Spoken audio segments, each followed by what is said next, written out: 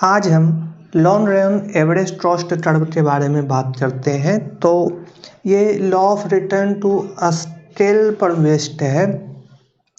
तो इसे इस तरह से समझ सकते हैं, जैसे हमारा एक फर्म है वो आउटपुट प्रोड्यूस करता है। तो जैसे मानिए उस फर्म के पास ट्रैक्टर है और कुछ लेबर काम करते हैं। तो ट्रैक्टर जो मान लेते हैं हमारा उसका फिक्स्ड कॉस्ट है। तो एक जब वो पहला प्लांट लाता है, मतलब पहला ट्रैक्टर खरीदता है, तो कुछ एवरेज कॉस्ट उसका एवरेज कॉस्ट का ग्राफ कुछ इस तरह आता है।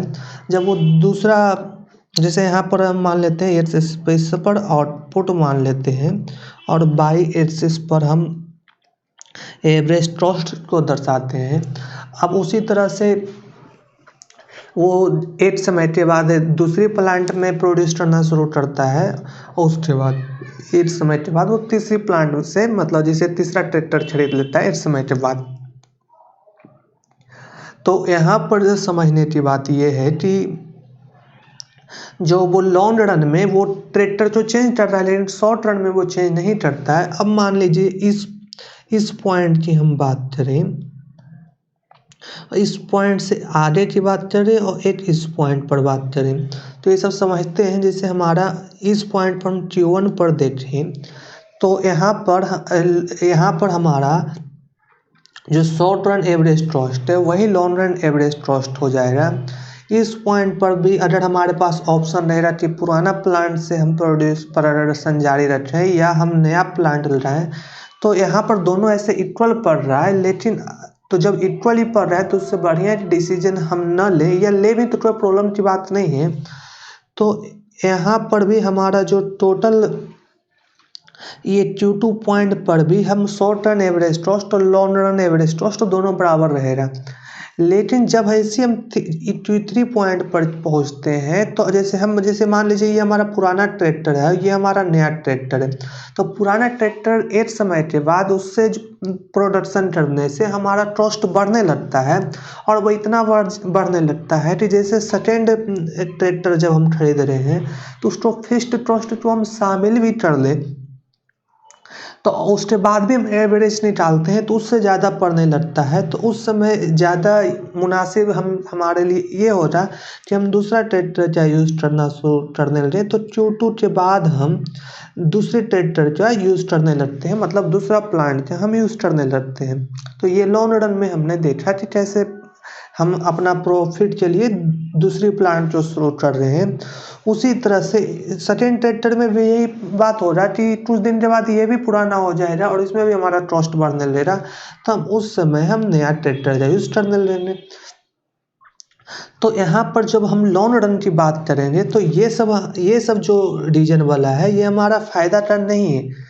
ये हमारा long run average cost term हो ही नहीं सकता है। जैसे Q3 जब हम प्रोड्यूस करने के लिए जा रहे हैं, तो ये जो लाइन है ये वाला, इसका हम कभी यूज ही नहीं करेंगे। मतलब ये एवरेज कॉस्ट टर्म का मतलब हम ट्रैक्टर 1 को इतना तक ही इस्तेमाल करके हम छोड़ देंगे, उसके बाद नए ट्रैक्टर का यूज़ करने लगेंगे।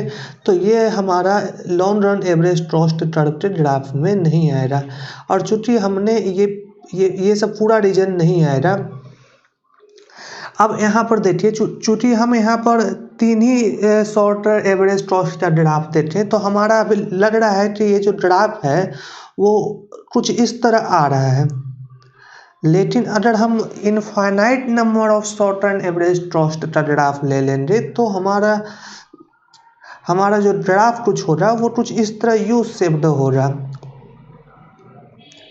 तो इसे आपने देखा कि किस तरह शॉर्ट रन एवरेज कॉस्ट से हम लॉन्ग रन एवरेज कॉस्ट का ग्राफ बनाने के लिए सीख रहे हैं।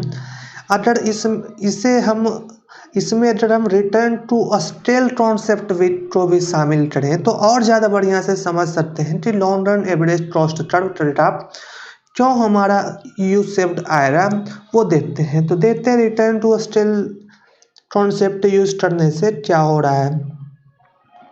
तो जैसे मान लीजिए ये हमारा शॉर्ट रन एवरेज कॉस्ट है। अब देखिए कि जैसे हमारा शुरुआत में रिटर्न टू स्केल में हमने पढ़ा था कि 3 स्टेज होता है। टीसीबी प्रोडक्शन का 3 स्टेज होता है।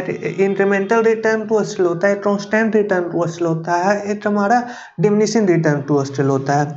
तो इस पॉइंट पर हमारा मान लीजिए इंक्रीमेंटल रिटर्न टू स्टिल है, तो इस पॉइंट से इस इतना आउटपुट से हमको अगर ज़्यादा आउटपुट प्रोड्यूस करने का डिसीजन लेना है तो दो चीज़ मेरे पास उपाय है कि जैसे हम पुराना ही, जैसे ये हमारा ये मानिए फर्स्ट ट्रैक्टर था, उसका एवरेज ये हमारा शॉर्ट रन एवरेज कॉस्ट टर्व दिया हुआ है, तो हम फर्स्ट ट्रैक्टर से आउटपुट प्रोड्यूस कर सकते हैं। लेकिन दूसरा तरीका ये है कि अगर हमारे पास 2 ट्रैक्टर हो जाए, क्या हो, हमारे पास कैपिटल अगर बढ़ जाए और हमारा इनपुट भी बढ़ जाए, तो इंक्रीमेंटल रिटर्न टू स्केल में होता था कि हमारा आउटपुट हमारा इनपुट के स्पीड से ज़्यादा बढ़ता था, तो हमारा एवरेज कॉस्ट कर्व और कम हो जाएगा। तो हम चाहेंगे कि एक नया ट्रैक्टर ले लें, तो नया ट्रैक्टर जब हम लेंगे तो हमारा अब जो हमारा शॉर्ट टर्म एवरेज कॉस्ट का ग्राफ आ जाएगा वो ये हो जाएगा। उसी तरह से अभी भी हमारा इंक्रीमेंटल रिटर्न टू स्टिल है, तो फिर से नया ट्रैक्टर ले लेंगे इस पॉइंट पर। तो इसी तरह से हमारा लॉन्ग रन एवरेज कॉस्ट जो आएगा उसका ग्राफ कुछ इस तरह बन जाएगा।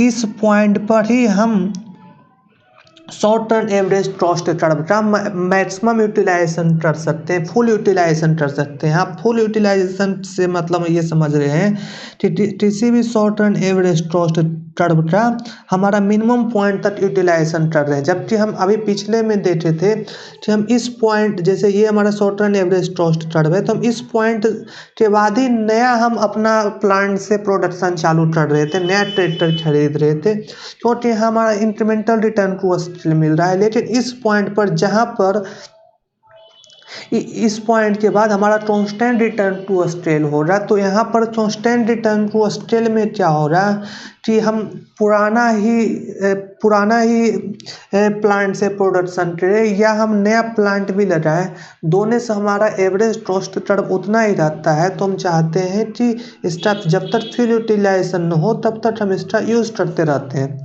अब देखिए, जब इस पॉइंट के बाद 8 रीजन के बाद, जैसे ये हमारा इंक्रीमेंटल रिटर्न टू स्केल है, ये हमारा कांस्टेंट रिटर्न टू स्केल है, अब मानिए हमारा ये डिमिनिशिंग रिटर्न टू स्केल हो रहा है।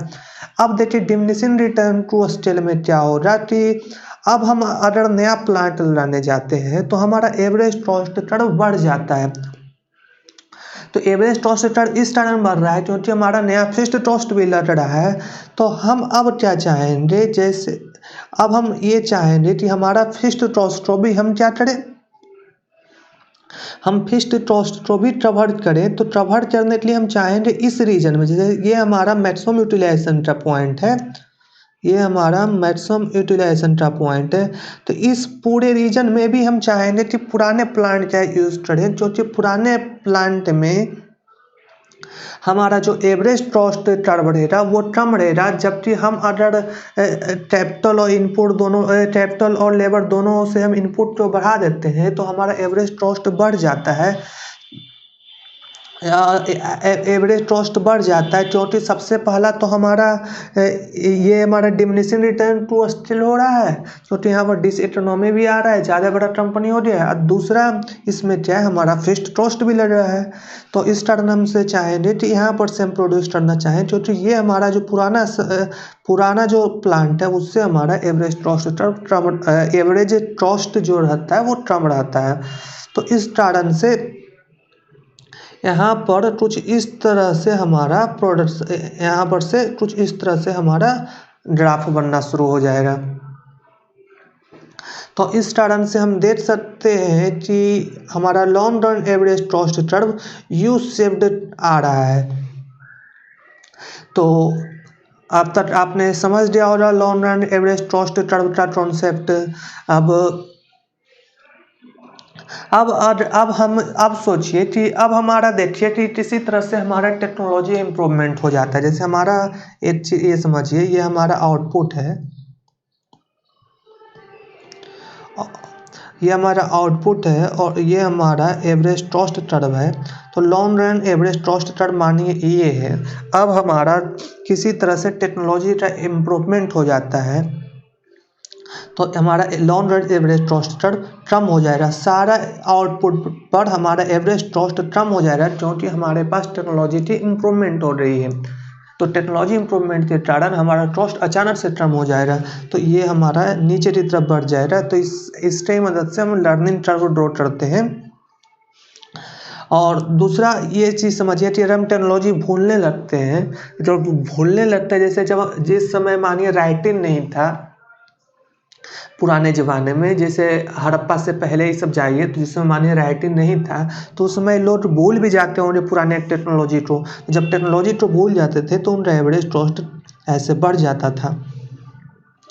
अब long run average trust term हम समझ रहे हैं तो अब हमारा एक modern long run average trust term की भी बात होती है। Modern long run average trust, तो मॉडर्न लॉन्ग एवरेज ट्रस्ट में क्या हो रहा है तो ये बोलते हैं कि जो लॉन्ग रन एवरेज ट्रस्ट होता है इसका ग्राफ यल शेप्ड होता है ना कि यू शेप।